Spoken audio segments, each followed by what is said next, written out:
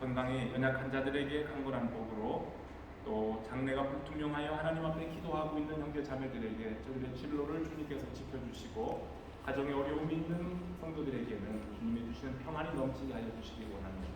우리 어린 주일학생들과 청소년들과 우리 젊은이들, 가족들 모두가 다 하나님의 은혜 속에서 이 땅에서 필요한 일꾼들로 하나님의 나라를 세워가는 복된 성도들로 자라가게 하여 주시옵소서. 오늘도 함께 하시는 하나님께 감사드리며 예수님의 이름으로 기도합니다. 아멘. 주일학교 어린이들 선생님과 같이 동합니다.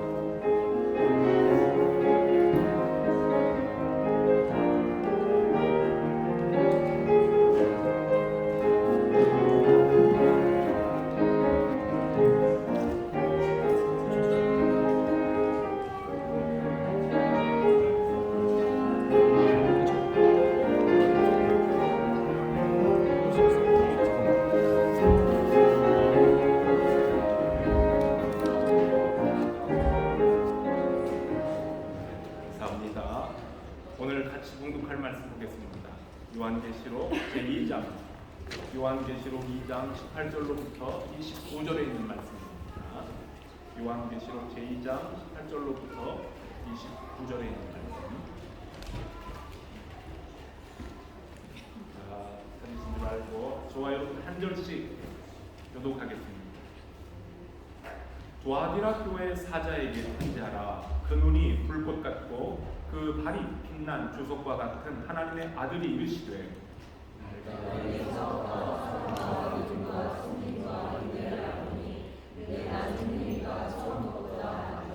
그러나 내게 책망할 일이고 자칭 선지자라 하는 여자 이세벨을 내가 용납함이니 그가 내 종들을 가르쳐 꾀어 행음하게 하고 우상의 재물을 먹게 하는도다.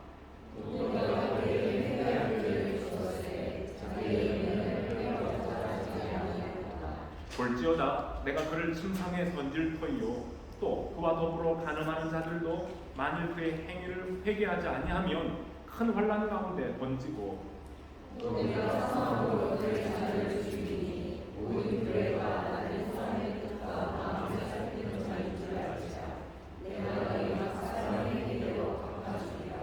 두아디라에 남아있어 이 교훈을 받지 아니하고 소위 사탄의 깊은 것을 알지 못하는 너희에게 말하노니 다른 침으로 너희에게 지울 것은 없노라.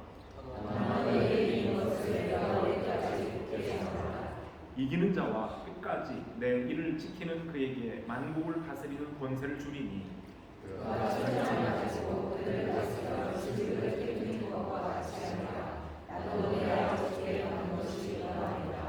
내가 또 그에게 새벽별을 주리라.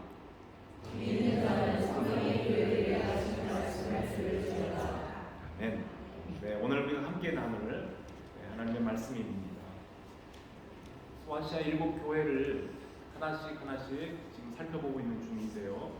오늘은 네 번째 교회를, 두아디라라는 교회를 생각해보는 시간입니다. 그래서 오늘은 두아디라 교회를 공부하면서 말씀을 들으면서 먼저 지도에 여러분들이 좀 참고하실 수 있도록 소아시아의 지금으로 말하는 터키 땅이죠. 터키 지역에 어떤 교회들이 어떻게 있었는가 하는 것을 좀 눈으로 보시길 바랍니다. 에베소, 서머나, 버가모, 그리고 오늘 두아디라 이렇게 네 번째 교회를 보고 있는 중입니다.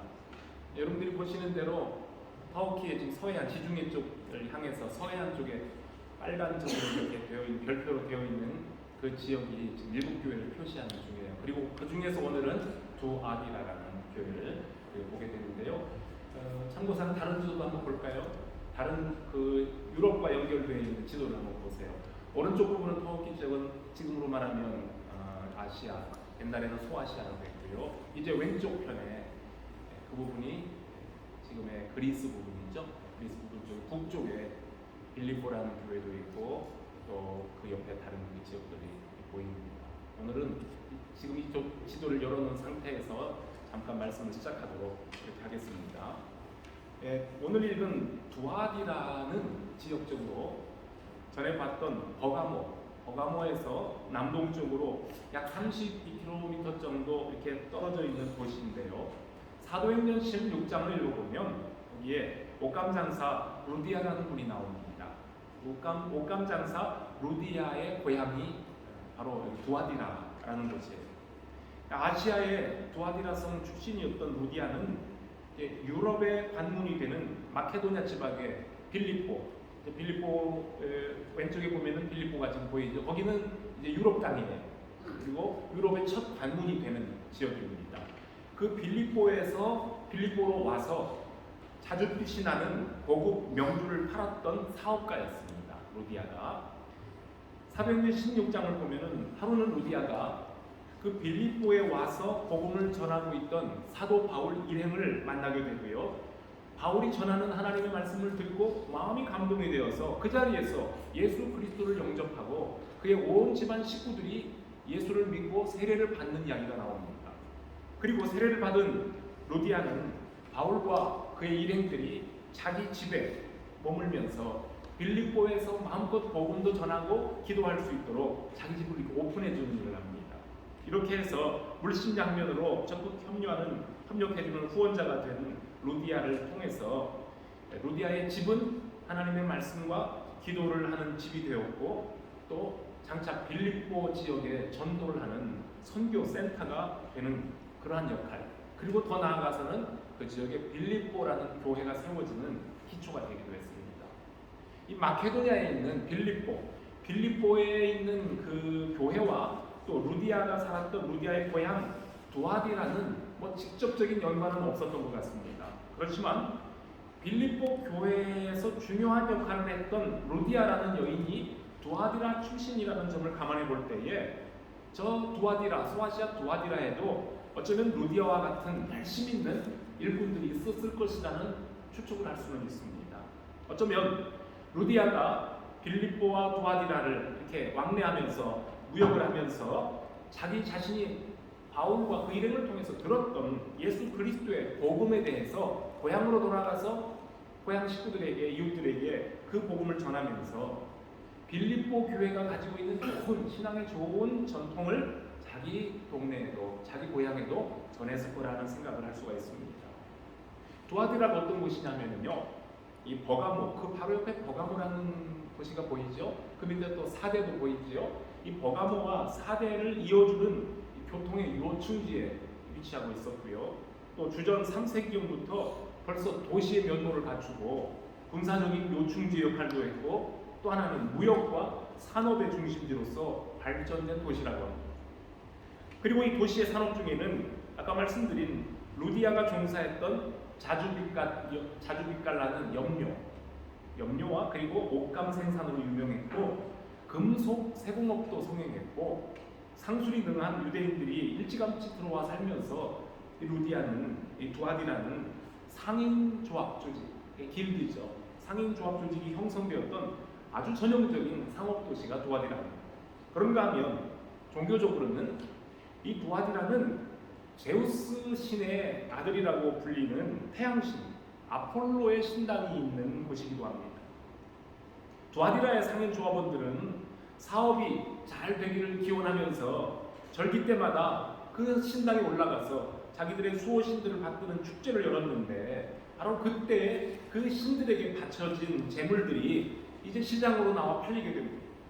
시장에서 유통되던 대부분들의 물량이 다 먼저 우상들에게 바쳐진 고기들이었고 축제 기간 중에 그 신전에 여사제들과 맺는 아주 방탕한 유희는 우상 숭배와 함께 성적으로 문란한 문화를 만들어가고 있던 시절이었습니다. 바로 그런 곳에 그리스도의 복음이 전해졌고 교회가 세워지게 되는 겁니다. 이런 사회 문화적인 환경 속에 세워진 두아디라 교회를 향해 말씀하시는 오늘 예수 그리스도는 어떤 모양으로 묘사되었습니까?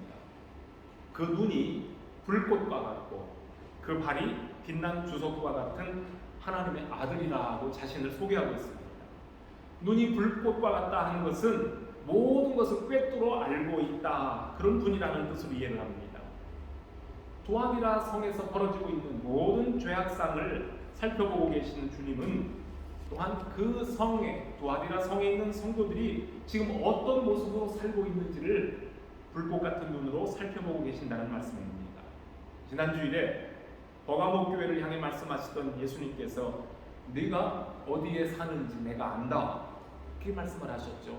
어떠한 환경 속에서 네가 살고 있는지를 안다고 하셨는데 오늘 이 도아디라 교회에도 같은 의미로 말씀을 주시는 겁니다. 그 다음에 도아디라 교회에 편지하는 나타나신 주님은 그 발이 빛난 주석과 같은 분이라 했습니다. 빛난 주석. 주석이라는 것은 반질반질하게 닦여서 빛이 나는 청동, 구리, 청동과 같은 모습이라는 겁니다.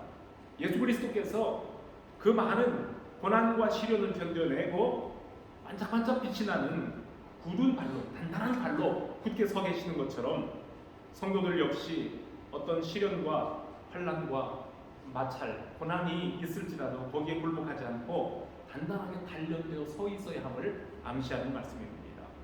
불꽃 같은 눈, 단련하여 빛이 나는 그 발은 도아디아 교회를 향해 말씀하시는 그리스도의 상당히 엄하고 그리고 강하신 모습을, 이미지를 보여주고 있습니다. 그런데 오늘 이 말씀에서 또 하나 특이한 것은 다른 앞에 있는 교회들과는 달리 도아디라 교회에 말씀하시는 예수님은 당신을 하나님의 아들이라고 소개를 합니다. 지금 도아디라는 제우스 신의 아들 태양신으로 섬기는 아폴로 신당이 있는 곳이라고 했습니다. 그 신당이 있는 도아디아 사람들에게 말씀하시는 주님은 창조주 하나님이시고 세상의 참빛으로 오신 하나님의 아들이라면서 당신을 드러내시는 겁니다.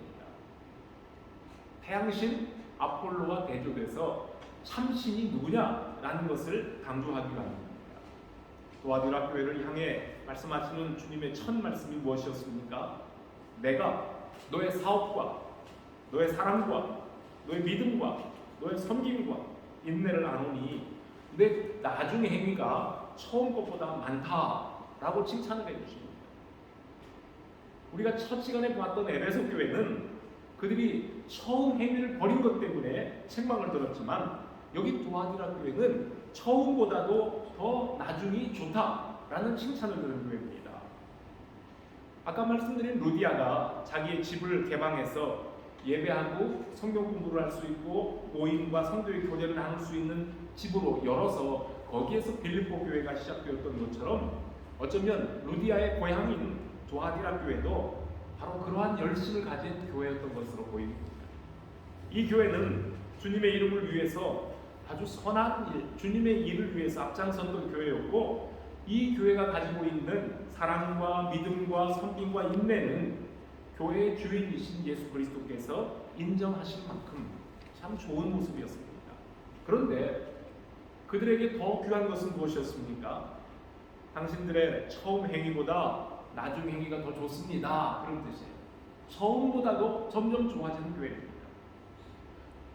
우리 한자 수고에 용두삼위 또는 작심삼일 이런 말이 있어요. 시작은 거창하게 했다가 끝으로 갈수록 희미해지는 용두삼위, 작심삼일. 시작할 때는 거창하게 계획을 하더니 3일 지나면 다 없어져 버리는 그러한 흐지부지한 모습을 말하는 겁니다. 신앙도 마찬가지죠. 신앙도 용두삼위 신앙이 있고요, 작심삼일 신앙이 얼마든지 있습니다. 오늘이 벌써 10월하고도 23일, 거의 10월이 다 가죠. 이제 2022년도 달력도 2장밖에 안 남았습니다. 뒤로. 자, 여러분들 새해 시작할 때 여러분들이 뭔가 결심했던 그 결단과 각오가 지금까지 잘 실현되고 있는 중입니다. 이제 우리 더럼대학에 재학 중인 우리 젊은 학생들은, 특히 우리 신입생들은 설레는 마음으로 더럼을 찾아왔는데 첫 학기를 시작했는데 어떻습니까? 여러분들의 그 순수한 열정과 그 계획, 그 포부가 어떻습니까? 지금 한 달 채 안 됐는데 잘 간직되고 있습니까? 여러분들이 1년을 지나는 동안 졸업할 때까지 잘 간직할 수 있기를 바랍니다. 재학생들도 마찬가지겠습니다. 여러분 역시 새로운 마음으로 시작된 이 가을 학기가 여러분들이 꿈과 계획과 기도 속에 잘 진행되어 한 학기를 마칠 때에는 후회가 없는 정말 잘했다, 시작보다도 끝이 더 좋았다는 그러한 평가를 받을 수 있기를 바랍니다. 우리 젊은이들의 학우뿐만 아니라 우리 모든 교우들의 신앙 열정도 마찬가지입니다. 예수를 믿고 내 신앙이 처음 시작할 때에 펄펄 끓었던 그 뜨거움이, 그 열기가 온 세상을 불태울 듯하고 울고 불고 가슴을 치며 저 혼자 자기 혼자 예수를 다 믿는 것처럼 그렇게 펄펄 뛰다가 시간이 흘러보니 어느새 바람 빠진 풍선처럼 맥에 빠져서 주저앉아 있는 사람들이 있다면 그런 사람들에게는 성급한 칭찬과 기대는 금물입니다. 이 사람이 정말로 예수 그리스도의 사람으로 거듭났고 진정 하나님의 사람인가 아닌가는 시간이 지나 보면 합니다. 그리고 고난의 때 하나님의 연단이 시행되고 있는 어려움의 시간에 진짜 성도의 진가가 드러납니다. 그래서 처음보다 나중이 더 좋아지는 사람, 처음보다 나중이 더 좋은 그 사람이 우리말로 진국입니다. 처음보다 나중이 더 좋아지는 복음, 처음에는 몹쓸 인생이었고 버림을 받은 자 같았을지라도 예수 그리스도를 만나서 새 삶을 시작하게 하는 기쁨의 소식이 바로 복음입니다. 회개할 기회를 놓치지 않고 스스로 겸비하여서 하나님 앞에서 자신을 낮추는 사람은 비록 처음에는 볼품이 없고 미약했을지라도 갈수록 더 나아져갑니다. 여러분, 우리 기독교의 복음은 날마다 새로워주는 기쁨을 주는 복음입니다. 아직은 완전하지 못하고 어설프지만 어제의 나와 오늘의 나를 비교해 볼 때에 어제보다 오늘이 훨씬 더 좋아진 상태라면 그 사람에게는 소망이 있습니다. 예수 그리스도를 위한 선한 일들, 사랑과 믿음과 섬김과 인내가 처음보다도 나중이 더 많았던 이 두아디라 교회는 소망이 있는 교회였습니다. 여러분들의 오늘이 어제보다 더 좋은 믿음의 사람들로 교회의 주인이신 우리 주님께 인정을 받으시기 바랍니다. 자, 그렇지만 칭찬받았던 두아디라 교회에는 책망할 것도 있다 하셨습니다. 모든 걸 다 잘하면 정말 좋겠죠. 그러나 두아디라 교회에는 책망받을 일이 하나 있었는데 그것은 자칭 선지자라고 하는 어떤 여인이 있는데 그 사람의 이름이 이세벨이라고 했어요. 이세벨을 용납했던 일은 주님으로부터 엄한 책망을 들어야만 했던 일입니다. 여기 나오는 이세벨이 어떤 존재였겠습니까?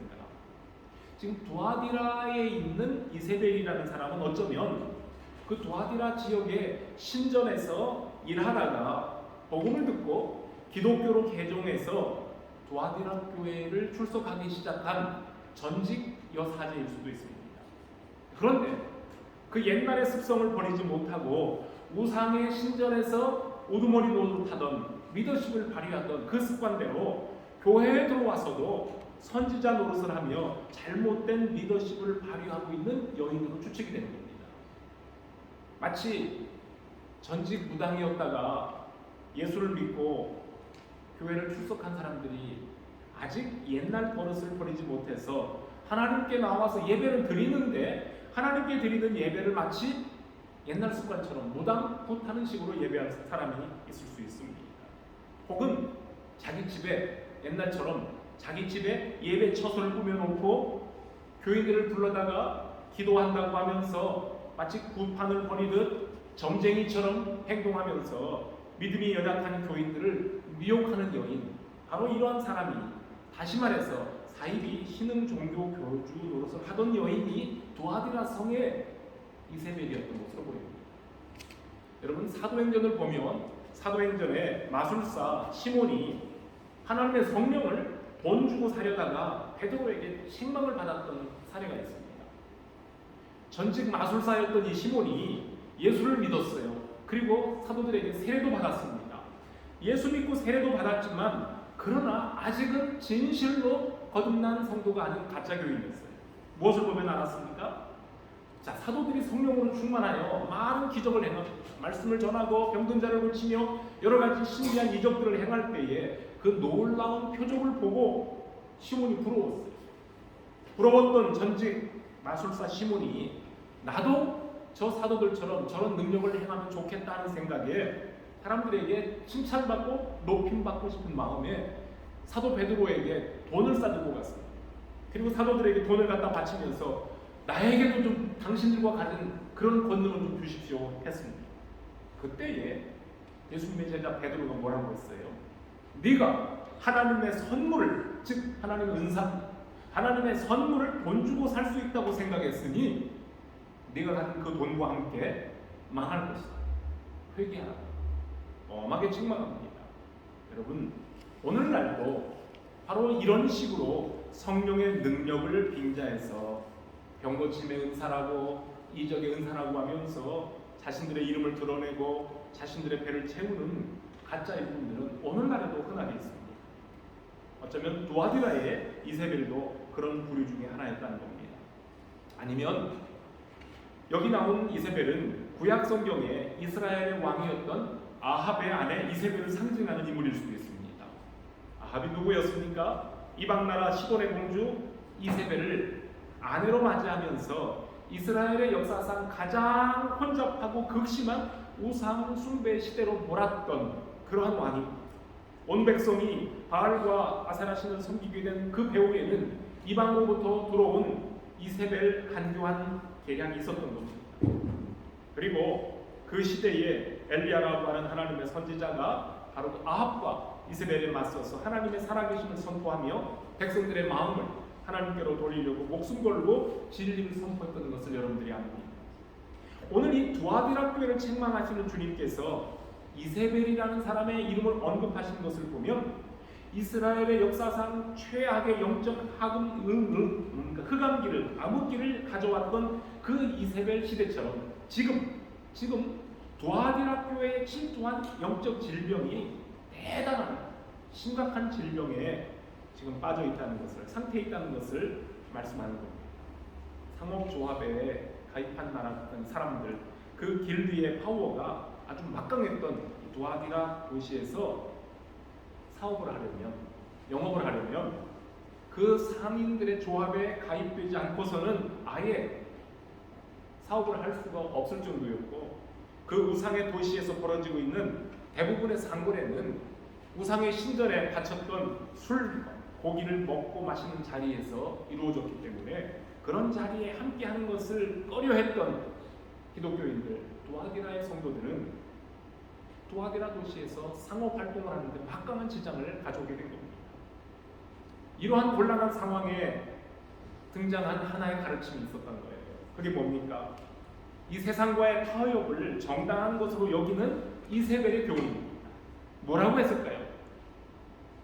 실존하지도 않는 가상의 신들에게 바쳐진 그 재물은 우리 그리스도인들의 신앙에 아무런 영향도 끼치지 못한다. 그러니까 아폴로 신당에 가서 또는 제우스 신당에 가서 거기서 열심히 기도하고 바쳤던 그 재물 그거 갖다가 시장에서 사다 먹어도 우리 그리스도인의 신앙에는 아무 영향을 끼치지 못한다. 그러니까 그런 음식을 먹는 자리에 참석하는 것도 우리가 신앙을 양보하는 것은 아니니까 괜찮다라고 가르쳤던 겁니다.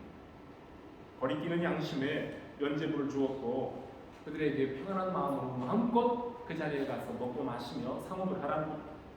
그런데 여러분, 하나를 양보하면 또 다른 것까지도 받아들이게 된다는 것이 우리의 약점이라는 것 우리가 너무나 잘 압니다.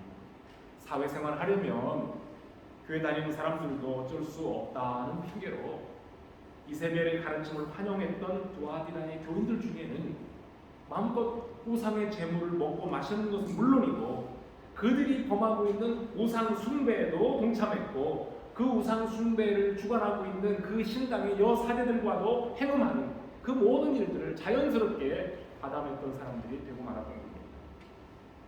두아디라 교회가 사랑과 믿음과 섬김 등 열심히 좋은 교회였지만 거짓 사도들을 철저하게 배격했던 에베소 교회와는 반대로 신앙생활의 해로운 선지자들을 비판 없이 받아들였다는 것이 문제입니다.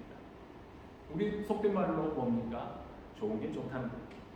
좋은 게 좋다는 식으로 우리 굳이 문제 일으키지 말고 적당하게 인정하고 그냥 넘어갑시다 하는 식으로 이세벨의 가르침에 동조하는 사람들이 두아디라 시에 생겼습니다. 이 교회에 말씀하시는 예수께서 왜 불꽃 같은 눈과 빛나는 천공 같은 발을 가진 하나님의 아들로 나타내 보이셨는지 이해가 됩니다. 사탄의 강력한 활동이 있는 교회에는 그 사탄의 능력보다 더 강력한 하나님의 아들로 등장하셔야만 했고 성도들의 해이해진 영적 상태를 바로 잡아야 줘야 한다. 굉장히 유급한 상황이 있었기 때문입니다. 지난주에 버가모 교회를 향해 주님이 하신 말씀이 뭐였습니까? 그러므로 회개하라 하셨는데 주님께서는 오늘 이 두아디라 교회를 향해서도 회개를 명하십니다. 심지어는 여기에 이세벨과 같은 여인에게도 회개할 기회를 주셨던 겁니다. 그러나 그는 회개하려 들지 않았습니다. 여러분, 구약의 이세벨이 마지막 순간까지 얼마나 극렬하게 악하게 저항했던가를 생각해 보면 이 신약의 두아디라의 이세벨 역시 만만치 않은 사람처럼 보입니다. 그럼에도 불구하고 이런 사람에게도 회개의 기회를 주시는 우리 주님의 인내와 자비는 한이 없습니다. 그가 누구든 그가 어떤 과거를 가지고 있든지 불문하고 회개의 기회를 주실 때에 자복하고 회개하여 하나님 앞으로 돌아오는 사람은 우리 주님은 그가 누구일지라도 두 팔을 돌려 맞아주십니다. 이것이 그리스도의 사랑이요, 바로 그 사랑으로 저와 여러분들을 불러주셨습니다. 그런데 우리 하나님의 이러한 사랑을 이해하지 못하는 어떤 사람들은 우리 기독교를 가리켜 참 웃기는 종교라고 합니다. 비아냥거립니다. 참 쉽다. 마음껏 가서 죄 짓고 범하고 교회 가서 하나님 잘못했습니다, 용서해 주십시오, 기도하면 다 된다나 이렇게 오해하는 사람들이 있습니다. 그런가 하면 회개하면 다 용서한다는 진리를, 이 사랑을 악용을 해서 습관적으로 범죄하고 형식적으로 회개하는 척하는 일부 기독교인들의 행동도 문제가 있습니다. 용서라는 것은 죄의 대가로 지불되는 영원한 형벌을 면하도록 하신다는 말씀이지 죄의 책임까지도 면하게 하신다는 말씀은 아닙니다. 죄로 인해 받게 될 형벌인 영원한 죽음은 예수 그리스도께서 우리를 대신하여 십자가에 죽으심으로 우리 주님이 죽어주셨고 내가 담당할 책임만 이 땅에서 지우도록 하십니다. 그래서 우리는 십자가에서 내 대신 형벌을 받으신 주님 덕분에 살아가고 있는 사람들입니다. 주님이 내 대신 죽으셨으니 내가 이제부터는 내 대신 죽고 다시 사신 예수 그리스도를 위하여 살아온 삶을 살아갑니다 하는 고백을 합니다. 바로 이런 것을 분명하게 깨닫고 감사함으로 산다면 어떻게 우리 그리스도인들이 함부로 행동을 할 수 있겠습니까? 만일 죄사함을 받은 사람이 여전히 똑같은 죄를 반복하면서 양심을 속이면서 살아가고 있다면 그것은 하나님의 무한하신 사랑과 용서가 잘못된 것이 아니라 그 하나님의 사랑과 용서를 악용하고 있는 우리 인생들이 약하기 때문입니다. 여러분들이 지금 큐티를 통해서 나누고 있는 사무엘에 나와 있는 말씀을 봅시다. 다윗의 예를 생각해 봅니다. 우리아의 아내 바세바와의 관계에서 낳았던 아기가 태어난 지 7일 만에 죽고 맙니다. 그런가 하면 여러 아내들에게서 낳은 다윗의 아들들이 서로 죽고 죽이는 왕자의 난이 발생되고 심지어는 다윗의 아들 왕자 압살롬은 반란을 일으켜 아버지의 왕좌를 노리다가 비참한 죽음을 당하게 됩니다. 철저하게 하나님 앞에 죄 고백했던 다윗의 죄는 분명 용서가 되었습니다. 그렇지만 그 집안의 칼이 떠나지 않게 하심으로 자신이 저지른 죄에 대한 비참한 책임감은 감당하게 하시며 다시는 동일한 죄를 범하지 않도록 하나님께서 안전장치를 마련해 놓으십니다. 그러나 회개하는 다윗을 용납하신 하나님은 다윗과 약속하신 그 나라와 유를 영원히 견고하게 하리라는 것은 결코 변하지 않고 하나님께서는 계속해서 그 약속을 이루어 주시는 자비로우신 하나님입니다. 여러분, 불꽃 같은 눈으로 감찰하시는 주님은 우리의 모든 것을 알고 계시며 죄인들이 회개하고 돌아오기를 기다리십니다. 고집을 부리며 마비된 양심으로 회개하지 않았던 구약의 아합과 이세벨의 결말은 참으로 비참합니다. 아합 왕은 아람 나라와의 전투에서 죽었고 그가 타고 가던 마차, 그 마차가 엎어졌을 때에 그 마차를 사마리아 연못에서 씻을 때 개들이 와서 아합의 피를 핥았다, 그런 기록이 성경에 나옵니다. 그의 아내 이세벨은 어땠습니까? 아합의 아들이 이제 아들 요람이 왕이 되어서 11년 동안 나라를 다스리다가 예후가 신하가 반란을 일으켜 그 요람이 죽습니다. 그 아들 그 손자의 죽음을 소식을 듣고 있었던 이세벨은 위층 창가에서 화장을 하고 눈을 그리고 머리를 만지고 예쁘게 하고 있다가 반역자 예후가 들어오는 것을 보고 그 예후를 향해 아래를 내려다보면서 갖은 악담과 조롱을 퍼붓습니다. 그때 예후가 이세벨 곁에 시둥을 들고 있던 신녀이 뭡니까? 내시들에게 저 이세벨을 집어 던지라. 그럴 때 내시들이 이세벨을 들어서 2층 창가에서 밖으로 던져버립니다. 그리고 그의 피가 담벼락과 말에게 튀어버렸고 예후가 이세벨의 시체를 밟았습니다. 나중에 이세벨의 시체를 장사 지내려고 가보니 개들이 그 시체를 먹어서 겨우 이세벨의 두 볼과 발과 손바닥 외에는 남는 것이 없었다. 왜 성경에 이렇게 비참하고 지저분하고 이렇게 잔인한 글을 써놨는지 모르겠어요. 왜? 죄악의 결과, 회개하지 않는 이세벨의 최후가 이처럼 비참했다는 교훈입니다. 우리 주님은 두아디라의 이사벨에게도 동일한 책임을 묻고 계시는 겁니다. 오늘 읽었던 23절 말씀을 보시길 바랍니다. 볼지어다 내가 그를 침상에서 던질 터이요 또 그로 더불어 간음하는 자들도 만일 그 행위를 회개하지 아니하면 큰 환난 가운데 던지고 사망으로 그의 자녀를 죽이리니 모든 교회가 나는 사람의 뜻과 마음을 살피는 자인 줄 알지라. 내가 너희 각 사람의 행위대로 갚아주리라 하십니다. 두아디라 교회를 향해 주시는 참으로 무서운 경고입니다. 아합의 아내 이세벨을 창밖으로 집어 던졌듯 두아디라의 이세벨을 침상으로, 즉 그의 병상으로 던져서 죽임을 당하게 하리라 하는 말씀입니다. 어쩌면 그 이세벨이라는 여인이 성적으로 문란하고 방탕한 생활에서 얻었던 그 질병 때문에 결국은 그 몸이 썩어서 병상에서 비참한 죽음을 맞이하게 되리라는 말씀으로 추측이 됩니다. 성도 여러분, 오늘날 우리 한국 교회가 정신을 차리고 이 시대에 이세벨의 간교한 미혹에 흔들리지 않아야 할 겁니다. 우리 한국의 교회는 짧은 역사지만 부족한 점도 있지만 그래도 칭찬받을 만한 아주 좋은 것들도 참 많은 교회입니다. 사신우상 앞에 굴복하지 않았던 우리의 신앙의 선배들이 남겨준 순교자의 정신과 믿음을 지키는 일은 오늘 우리 한국교회가 지금도 따라가야 될 일입니다. 옛날 우리 한국교회가 가난했던 시절에는 교회와 성도들의 신앙이 참으로 순수했는데 오늘날 물질이 풍성해진 현대사회 속에서 이제는 교회들마저 물질 만능주의에 흔들리고 있습니다. 커다란 예배당 건물을 짓기를 좋아하고 화려한 치장을 자랑거리로 여기는 교회들, 순수한 복음을 전하는 것보다는 가지고 있는 물질로, 물량 공세로 대신하려는 물질 만능주의가 오늘날 우리 대한민국 한국 교회에도 깊숙이 파고들고 있습니다. 여러분, 교회의 주인이신 예수님께서 이러한 모습을 참으로 좋아하시겠습니다. 회개하기를 기다리시는 하나님께서는 오래 참는 분이시지만 자신의 행위를 변경하거나 정당하게 여기는 사람에게는 그 인내가 무한하지 않습니다. 기회를 보아서 또 다른 범죄를 하려는 사람에게는 언제까지나 참고 기다려주시는 하나님이 아니라 준엄한 심판을 하시는 공의로우신 분입니다. 우리말에 눈에 불을 켜다 라는 말을 하죠. 내가 불을 켜고 볼 거야. 내가 눈에 쌍심지를 켜고 볼 거야. 그런 표현이 있죠. 왜 그랬겠습니까? 불꽃 같은 눈으로 두아디라의 교회를 향해 말씀하신 주님은 내가 사람들의 마음과 생각을 살피는 자인 줄 알라는 경고입니다. 오늘 본문 25절을 봅시다. 너희에게 있는 것을 내가 올 때까지 굳게 잡으라.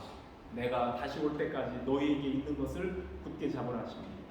무엇을 굳게 잡아야 하고 또 버려야 할 것이 무엇인지는 여러분들이 오늘 말씀을 한 주간 또 묵상해 보시길 바랍니다. 그래서 이 다음 주에, 이 다음 시간에 만날 때에는 오늘 읽었던 이 말씀을 가지고 우리가 버리지 말고 잃지 말고 굳게 잡아야 할 것이 무엇인지를 상고해 보는 시간이 되면 좋겠습니다. 처음보다 더 나은 열심과 믿음으로 살아가는 성도들이 되시길 바랍니다. 혹시라도 우리가 처음 사랑을 잃었다면 회복해야 할 것이요, 성도로서의 거룩한 삶을 잃어버렸다면 속히 어디에서 그것이 떨어졌는지 처음 그 자리로 돌아가서 처음보다 더 나은 자리로 나아가야만 합니다. 각 사람의 행위대로 갚아주시는 우리 주님 앞에서 우리 더러 많은 교회 성도들 이 한 주간도 거룩하고 정결한 삶을 힘써 살아가는 주님의 자녀들이 되시기를 주님의 이름으로 축복합니다. 같이 기도하겠습니다. 하나님 아버지 감사합니다. 두아디라 교회를 향해 칭찬도 하셨지만 그 교회가 가지고 있는 이세벨을 용납한 것에 대한 엄한 책망도 따랐습니다. 하나님, 우리 교회가 시초부터 가졌던 뜨거운 열정, 믿음, 그 사랑, 인내 변함없이 유지할 뿐만 아니라 이전보다 더 나아지는 복된 교회라는 칭찬을 듣는 우리의 교회와 성도들 되게 해주시기를 바랍니다. 우리 삶 속에 나도 모르는 사이에 파고들고 있는 세상의 타락함과 하나님보다 우상을 더 사랑하는, 하나님보다 세상의 것에 더 빠져있는 우리의 잘못된 신앙 행태도 오늘 말씀을 통해 불꽃 같은 눈으로 감찰하고 계시는 우리 예수 그리스도의 눈앞에서, 우리의 마음을 감찰하시는 주님 앞에서 다 내려놓고 우리가 회개할 바는 회개하게 하시고 정결한 거룩한 성도로서 주님 앞에 서는 교인들과 우리 더러움 아닌 교회가 되게 하여 주시옵소서. 이 모든 말씀 예수 그리스도의 이름으로 기도합니다. 아멘. 우리 다